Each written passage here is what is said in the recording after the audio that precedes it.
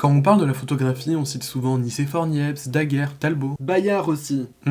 Mais en réalité, l'histoire de la photographie est beaucoup plus ancienne qu'elle en a l'air. Jadis, à la préhistoire, l'Homo sapiens avait déjà cette volonté de reproduire le réel, de laisser des traces de ce qu'il vivait. Les traces dont tu parles, c'est pas les dessins et gravures qu'on peut retrouver sur les parois dans certaines grottes? Exactement. Cette volonté de reproduire le réel a perduré, et s'est doucement intégrée dans l'esprit des scientifiques et même des philosophes, comme Aristote par exemple. D'ailleurs, dans ses écrits, Problematica. oui, on pouvait déjà y lire: une caméra obscura, percée d'un petit trou, le sténopé, permet de visualiser sur la paroi opposée la projection inversée de la réalité extérieure. C'est quoi une caméra obscura là? La caméra obscura n'est autre que la chambre noire, une boîte entièrement fermée sur laquelle on fait un petit trou sur un de ses côtés, permettant de projeter la lumière au fond de la boîte et d'avoir une image. La chambre noire est plus connue comme ça, avec un soufflet qui ressemble à un accordéon. Bon, l'histoire de la photographie est très grande, et connaissant Monsieur Marcel, je pense qu'on va pas s'en sortir. Mais... Donc on va faire un petit peu plus court. Quelques siècles plus tard, on se pose la question de savoir comment faire pour fixer une image au fond d'une chambre noire. Car comme dit précédemment, l'ancêtre de l'appareil photo permet de juste laisser passer la lumière, mais ne permet pas d'avoir une image fixée sur un support, comme un tirage photo par exemple. À l'origine, les photographes, ça s'appelle pas des héliographes? J'en viens, doucement. On va maintenant justement parler de l'inventeur de la photographie. Claude Niepce.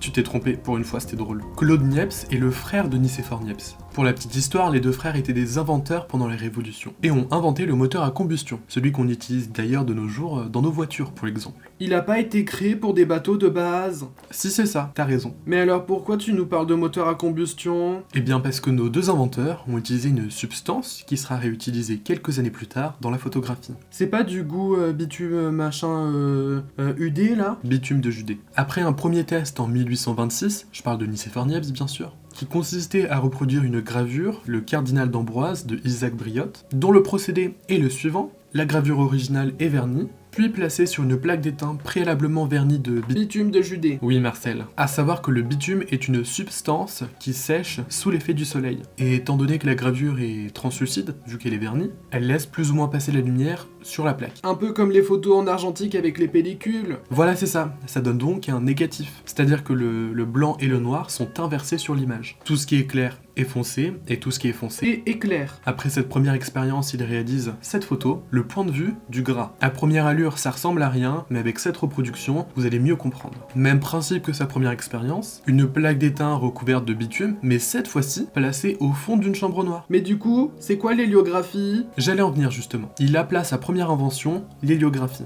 Hélios venant du grec qui veut dire soleil, et graphie, graphin, qui veut dire écriture, et donc écriture par le soleil. De nos jours, les photographes sont nommés ainsi grâce à John Herschel, astronome britannique qui s'est intéressé à la photographie, et qui a donc proposé ce terme, photographie, venant du grec aussi, signifiant écriture de la lumière. Un terme beaucoup plus large qui regroupe donc les lumières artificielles. Comme les photos qu'on peut faire dans des studios pour faire des publicités comme des montres, des parfums, mode, portraits, etc. quoi. Tout à fait, et bien plus encore. Et voilà l'histoire, enfin non, l'origine de la photographie.